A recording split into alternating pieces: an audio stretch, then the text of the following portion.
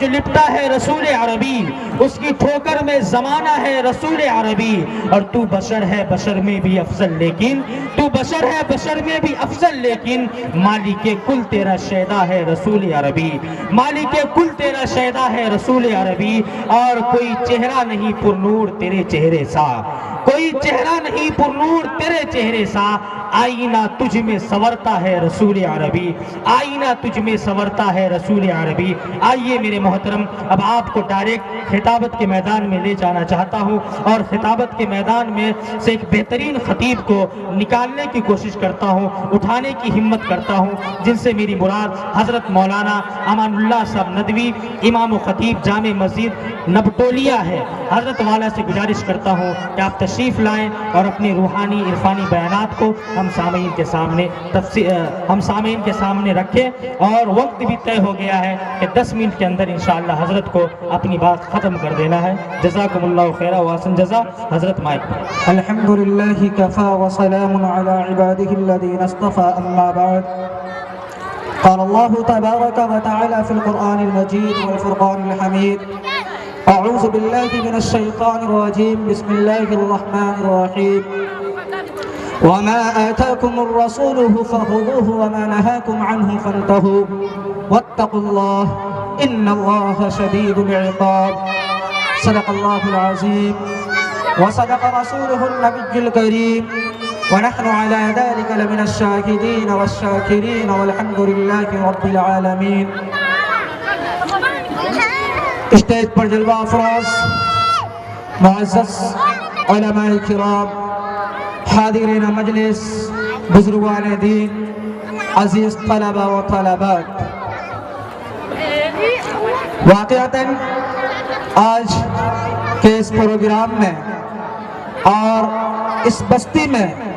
جس بستی کا میں خود رہنے والا ہوں،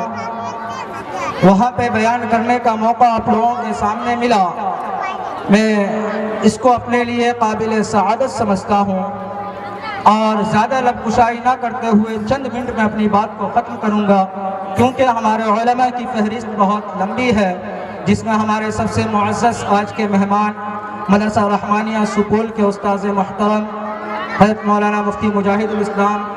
صاحب قاسمی، خلیفہ مجاز حضرت مولانا محمود الحسن صاحب برولوی دامت برکاتہم العالی، اس علاقے کے بہت مشہور و معروف عالم دین ہے، اور اللہ تبارک و تعالی ان سے بہت کام لے رہا ہے۔ میرا ماننا ہے، اور اس ناچیز کا ایک حضرت کو قریب سے پڑھنے کے بعد ایک چیز محسوس ہوا کہ حضرت مولانا قاسم صاحب مظفر پوری رحمۃ اللہ علیہ کی کاپی کو اگر اٹھا کر کے پڑھا جائے تو حضرت مولانا مفتی مجاہد الاسلام صاحب کو پڑھ لیا جائے۔ الحمدللہ اللہ تبارک و تعالی نے حضرت والا کو ہر قسم کے علم سے نوازا ہے۔ میرے محترم بزرگوں، میں نے خطبہ کے بعد قرآن شریف کی ایک آیت تلاوت کی، انشاءاللہ میں چند منٹ میں اس موضوع پہ گفتگو کر کے میں بات کو ختم کروں گا۔ اللہ تبارک و تعالی نے دنیا کے اندر ہم سب کو بہت سارے نعمتوں سے نوازا ہے۔ اللہ تبارک و تعالی نے ہم سب کو ہر طرح کی نعمت سے، ہر طرح کی مال و دولت سے، ہر طرح کی راحت و آرام سے نوازا ہے، لیکن میں اس چیز کو 2 حصوں میں تقسیم کرتا ہوں۔ میں اس چیز کو 2 حصوں میں تقسیم کرتا ہوں کہ دنیا کے اندر ایک شخص وہ ہے جس کو اللہ تبارک و تعالی نے جائیداد بھی دیا ہے، زمین بھی دیا ہے، مال و دولت بھی دیا ہے، دنیا کی ہر نعمتیں عطا فرمائی ہے، لیکن اللہ تبارک و تعالی نے اس شخص کو ایک نعمت سے محروم رکھا ہے، تو وہ شخص نامکمل ہے، وہ شخص نامکمل ہے۔ دوسرا، ہمارے معاشرے میں وہ شخص ہے جس کو اللہ تبارک و تعالی نے نہ مال دیا ہے، نہ جائیداد دیا ہے، نہ زمین دیا ہے، نہ زیادہ شہرت دیا ہے، کچھ بھی نہیں دیا ہے، بس اتنا دیا ہے کہ صبح شام کی رزق کی جگاڑ اور زندگی گزارنے کے لیے اسے میسر ہوتا ہے، لیکن اللہ کی ایک دی ہوئی نعمت موجود ہے تو وہ مکمل ہے، وہ مکمل ہے۔ ایک شخص وہ ہے جس کے پاس ساری راحت و فراوانی ہے، پھر بھی وہ مکمل ہے ایک نعمت نہ ہونے کی وجہ سے، اور ایک شخص وہ ہے جس کے پاس کچھ بھی نہیں ہے لیکن ایک نعمت ہے تو وہ شخص مکمل ہے۔ اب آپ کے دماغ میں یہ بات کھٹک رہا ہوگا، آپ کے ذہن میں یہ بات گھوم رہی ہوگی کہ آخر وہ کون سی نعمت ہے جو ایک انسان کو ہر چیز میسر ہے پھر بھی وہ نامکمل ہے، ایک کے پاس کچھ بھی نہیں ہے پھر بھی وہ مکمل ہے، وہ کون سی نعمت ہے؟ تو معاشرے کے لوگوں، سماج کے لوگوں، میں آپ کو بتاتا چلوں کہ وہ نعمت اولاد کی نعمت ہے۔ وہ نعمت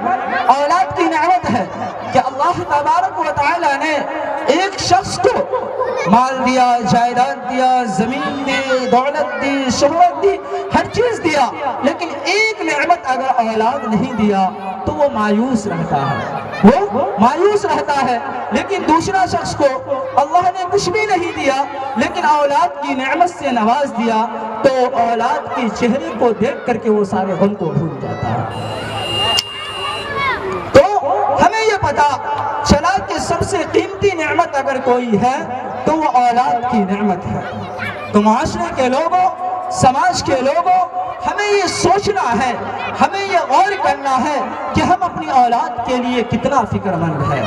ہم اپنی اولاد کے لیے کتنا سوچ رہے ہیں، ہم اپنی اولاد کے فیوچر کے لیے، مستقبل کے لیے کتنا اپنے آپ میں فکر مند ہے، اس چیز کو ہمیں سوچنا ہے۔ ہمیں غور کرنا ہے کہ ہماری اولاد کے سلسلے میں ہماری فکر کیا ہے، ہم اولاد کی تعلیم پہ کتنا خرچ کر رہے ہیں، ہم اولاد کے ایجوکیشن پہ کتنا فکر مند ہے۔ معاشرے کے لوگوں، سماج کے لوگوں، میں بتاتا چلوں کہ آج جو ہماری زندگیاں گزر رہی ہے، آج جو ہم زندگی گزار رہے ہیں، خدا را اس پرفتن دور کے اندر جو ہے اولاد کے سلسلے میں ہر اور آپ بہت لاپرواہ ہو چکے ہیں، ہم اور آپ اولاد کے سلسلے میں بہت لاپرواہ ہو چکے ہیں۔ اس کی تعلیم کی فکر نہیں ہے، اس کو صحیح تربیت دلانے کی فکر نہیں ہے۔ بچپن سے ہم نے ایک بچہ کو چھوٹ دے دیا۔ ظاہر سی بات ہے جب ہم نظر دوڑاتے ہیں، جب ہم غور کرتے ہیں کہ آج جو ہمارے معاشرے کے اندر اولاد نکل کے آ رہی ہے وہ اتنا بے بہا کیوں ہو رہی ہے، وہ اتنا بیکار کیوں ہو رہی ہے،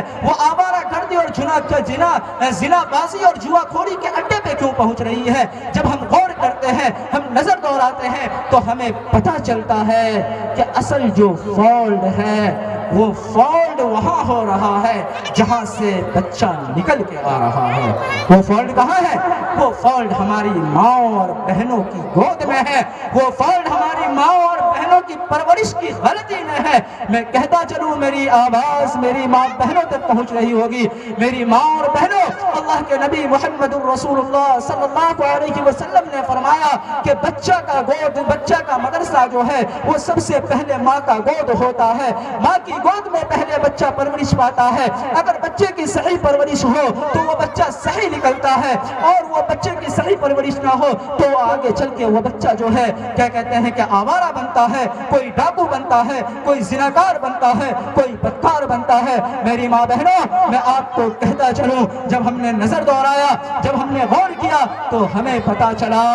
کہ ہماری ماں بہنوں کے اندر سے دین نکل رہا ہے، ہماری ماں بہنوں کے اندر دین ختم ہو چکا ہے، ہماری ماں بہنوں شریعت اسلام پہ پابند نہیں ہے، نماز نہیں پڑھ رہی ہے، روزہ نہیں رکھ رہی ہے، زکوٰۃ نہیں دے رہی ہے، صدقات نہیں دے رہی ہے، شریعت مطہرہ کا پابندی نہیں کر رہی ہے، جس کی وجہ سے ہمارے معاشرے میں جو نیا بچہ نکل کے آ رہا ہے وہ آوارہ اور بے بہا نکل کے آ رہا ہے۔ ضرورت اس بات کی ہے میری ماں بہنوں کہ آپ اپنے آپ کے اندر دین زندہ کیجئے، اپنے آپ کو صراط مستقیم میں لائیے، اس لیے کہ آپ ہی جیسی ماں نے بڑے بڑے علامہ کو پیدا کیا ہے، آپ ہی جیسی ماں نے بڑے بڑے اولیاء اللہ کو پیدا کیا ہے، آپ ہی جیسی ماں نے بڑے بڑے بزرگان دین کو عطا کیا ہے۔ وہ ماں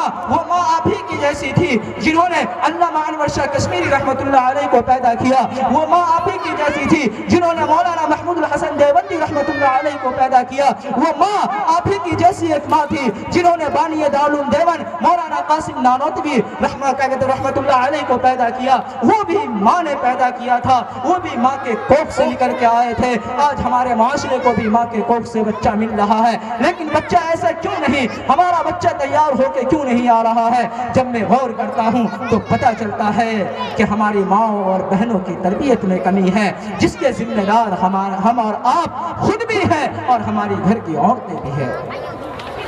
جب تک ہماری گھر کی عورتیں دیندار تھی، جب تک ہماری گھر کی عورتیں دین سے اور تعلیم سے آراستہ تھی، انہوں نے ایک سے ایک بزرگان دین کو جنم دیا۔ آپ آئیے، میں مختصر ایک واقعہ اٹھا کر کے میں بات کو سمجھانے کے لیے حوالہ دیتا ہوں اور اپنی بات کو ختم کرتا ہوں، اس لیے کہ میرا متعینہ وقت ہو چکا ہے۔ کیا وہی ماں کے کوکھ سے، ماں کے پیٹ سے نکل کے آنے والے ایک شخصیت ہے، ان کی مثال دے کر کے میں بات کو ختم کرتا ہوں۔ آپ دہلی جاتے ہیں، بولیے جاتے ہیں دہلی جاتے ہیں؟ کون نہیں جانتا ہے دہلی کو؟ دہلی کو سب جانتا ہے۔ دہلی میں قطب مینار ہے،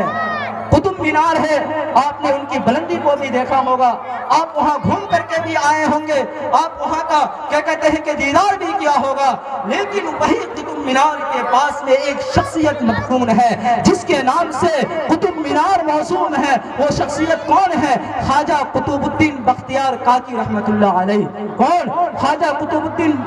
بختیار کاکی رحمت اللہ علیہ وہیں پہ مدفون ہے۔ میں ان کی تاریخ کو تھوڑا سا بتا کر کے میری ماں بہنوں کے حوالے، میری ماں بہنیں میری بات کو غور سے سنیں، ان کی تاریخ کو بتا کر کے میں اپنی بات کو ختم کرتا ہوں۔ خواجہ قطب الدین بختیار کاکی رحمت اللہ علیہ جب اپنے ماں کے شکم میں تھے، ماں کے پیٹ میں تھے، تو ان کے والد محترم نے اپنی بیوی کو یعنی خواجہ قطب الدین کاکی رحمت اللہ علیہ کی والدہ کو یہ وصیت کی تھی کہ جب میرا بیٹا پیدا ہو تو یہ جب بڑا ہو جائے، ہوشیار ہو جائے، تو اسے کسی امام کے پاس، کسی عالم دین کے پاس بھیج کر کے حافظ قرآن بنوانا۔ غور سے سنیے گا کیا بتایا؟ حافظ قرآن بنوانا۔ یہ بولنے کے بعد چند دنوں میں حضرت خواجہ قطب الدین کاکی رحمت اللہ علیہ کے والد محترم کا انتقال ہو جاتا ہے اور خواجہ قطب الدین کاکی رحمت اللہ علیہ پیدا ہوتے ہیں۔ پیدا ہونے کے بعد ایک عرصہ گزرتا ہے، جب 5-7 سال کے ہوتے ہیں تو ماں کو یاد آتا ہے، خواجہ قطب الدین کاکی رحمت اللہ علیہ کی ماں کو یاد آتا ہے کیا کہ میں نے تو میرے شوہر نے یعنی ان کے والد نے تو یہ وصیت کی تھی کہ جب یہ بچہ بڑا ہو جائے تو اسے حافظ قرآن بنانا۔ وہ یاد آنے کے بعد اس بچے کو لے کر کے ایک مسجد کے امام کے پاس پہنچتی ہے کہ امام صاحب یہ میرا بچہ ہے۔ کون؟ خواجہ قطب الدین کاکی رحمت اللہ علیہ ان کو لے کے پہنچتی ہے، امام صاحب یہ میرا بچہ ہے، ان کے والد نے مرتے وقت یہ وصیت کی تھی جب یہ میرے پیٹ میں تھا کہ جب بچہ پیدا ہو تو اسے حافظ قرآن بنانا۔ امام صاحب میں ان کے والد میں نہیں گیا، کبھی کسی کالج اور یونیورسٹی کا منہ نہیں دیکھا۔ امام صاحب اگر آپ نے پوچھ ہی لیا ہے تو میں بتا دوں کہ جب یہ بچہ میرے پیٹ میں تھا تو میں جو بھی کام کرتی تھی قرآن کا تلاوت کرتے ہوئے کرتی تھی، میں کھانا بناتی تھی تو قرآن کا تلاوت کرتی تھی، میں بچہ کو دودھ پلاتی تھی تو قرآن کا تلاوت کرتی تھی، میں بچہ کو سلاتی تھی تو قرآن کی تلاوت کرتے ہوئے سلاتی تھی۔ اے امام صاحب میں خود 15 پارہ کی حافظہ ہوں، ہو سکتا ہے کہ میرا نور اس بچے میں اتر گیا ہو، میرا نور اس بچے میں اتر گیا ہو۔ امام صاحب نے کہا کہ اے محترمہ، اے والد محترمہ، واقعتاً ایسا ہی ہے کہ تو نے جو قرآن کی تلاوت کر کے دودھ پلایا، تو نے جو قرآن کی تلاوت کرتے ہوئے کھانا بنایا، تو نے جو سلاتے ہوئے بچہ کو قرآن کی تلاوت کی، اے محترمہ یہی نور جو ہے تمہارے بچے کے اندر بے وسط ہو گیا ہے اور اسی وجہ سے تمہارا بچہ بھی 15 پارہ کا حافظ ہے، اس لیے کہ تم خود 15 پارہ کی حافظ قرآن ہو۔ میری ماں بہنوں، وہ بھی ایک ماں تھی جو اپنے بچے کی پرورش کرتی تھی۔ میں کہنا چاہتا ہوں معاشرے کے لوگوں، سماج کے لوگوں، فکر کرنے کی ضرورت ہے اولاد کے سلسلے میں۔ آج آئے روز سوشل میڈیا پہ اور آئے روز ٹویٹر پہ یہ خبر شائع ہو رہی ہے کہ ہماری مسلم لڑکیاں مرتد ہو رہی ہے، ہماری مسلم لڑکیاں غیروں کے ساتھ جا رہی ہے۔ جب ہم نظر دوڑاتے ہیں کہ آخر ایسا کیوں ہو رہا ہے، جب ہم اس پہ غور و فکر کرتے ہیں تو ہمیں پتہ چل رہا ہے کہ ہماری مسلم لڑکیاں جو مرتد ہو رہی ہے، ہماری مسلم لڑکیاں جو ایمان کو چھوڑ کر کے اپنا دھرم کنورٹ کر رہی ہے، اس کا اصل وجہ یہ ہے کہ ہم نے اسے دین سے دور رکھا، ہم نے اسے مدرسے سے دور رکھا، ہم نے اسے دینی تعلیم سے دور رکھا، ہم نے اسے یہ نہیں بتایا کہ اللہ کیا ہے، رسول اللہ کیا ہے، کیا ہمارا مذہب اور دین کیا ہے۔ ہم نے اس کو اس چیز کی تعلیم نہیں دی، جس کی وجہ سے آج یہ شکل پیدا ہو گئی ہے کہ ہماری معاشرے کی لڑکیاں لڑکیاں، ہمارے معاشرے کے لڑکے مرتد ہو رہے ہیں اور غیر دھرم کو جا کر کے اپنا رہے ہیں۔ معاشرے کے لوگوں، سماج کے لوگوں، میں کہتا ہوا چلوں، ضرورت اس بات کی ہے کہ آپ اپنے بچوں کو تعلیمی سلسلے میں آگاہ ہوئیے، تعلیمی سلسلے میں فکر مند ہوئیے۔ میں کہتا ہوں کہ اگر سوکھی روٹی کھانے کی ضرورت پیش آئے،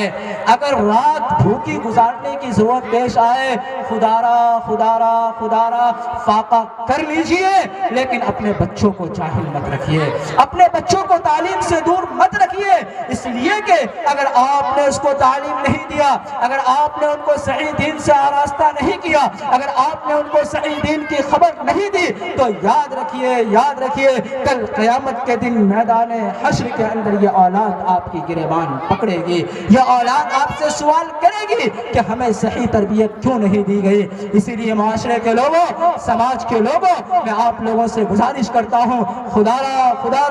را یہ مدرسہ جو آپ کے بستی میں چل رہا ہے، مدرسہ اسلامیہ قاسمیہ جس کے نام سے یہ مدرسہ چل رہا ہے، خدا را یہ مکتب کی شکل میں ہے، لیکن یاد رکھیے اگر آپ اپنے بچے کو یہاں پر بھیجتے ہیں تو یہ بچہ اس لائق بن جائے گا، یہ بچہ اس قابل بن جائے گا کہ آپ کے اس دنیا سے جانے کے بعد جب آپ کے ڈیتھ باڈی کو، آپ کے جنازہ کو سامنے رکھا جائے تو یہ بچہ نیت باندھ کر کے، اگر گاؤں کے سماج کے لوگ نیت باندھ کے کہیں گے اللہم اغفر لی حجنا و میتنا و شاہدنا و غائبنا و صغیرنا، تو وہ یہ دل میں رکھیں گے کہ میرے گاؤں کا ایک رہنے والا تھا، اے اللہ تو اس کی مغفرت فرما۔ لیکن اگر آپ کی اولاد اس قابل بن گئی، اس لیے کہ آج کے دور میں ہمارے معاشرے میں ایک غلط رواج چلا ہوا ہے، ایک غلط رسم چلا ہوا ہے کہ جب انتقال ہو جاتا ہے، جب فوتگی کا وقت ہو جاتا ہے تو ڈیتھ باڈی کو تقریباً جو ہے کیا کہتے ہیں کہ 2-3 دن رکھتے ہیں۔ وجہ کیا ہے بھائی؟ تو فلاں صاحب کا بیٹا جو ہے سعودی میں رہتا ہے، وہ فلائٹ کے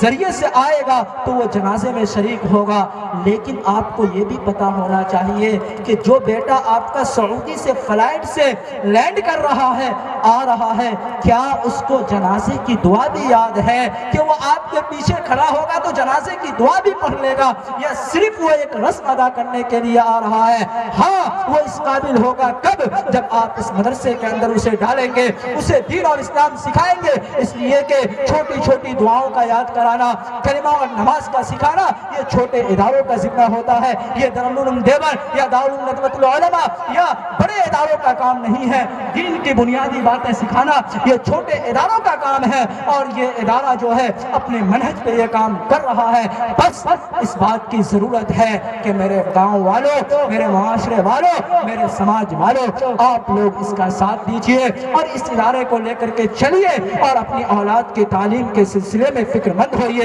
اللہ سے دعا گو ہوں کہ اللہ تبارک و تعالی ہمیں اور آپ کو عمل کرنے کی توفیق عطا فرمائے۔ وقت ہو گیا ہے، بات تو بہت تھی، اس لیے کہ ہمارے علماء کرام کی فہرست بہت لمبی ہے، بس اسی بات میں اپنی بات کو ختم کرتا ہوں۔ وآخر دعوانا الحمدللہ رب العالمین، السلام علیکم ورحمۃ اللہ۔ بہت خوب، بہت اچھے انداز میں حضرت مولانا امان اللہ صاحب ندوی دامت برکاتہ العالیہ تمام تر باتوں کو آپ کے سامنے رکھ رہے تھے۔ اب آئیے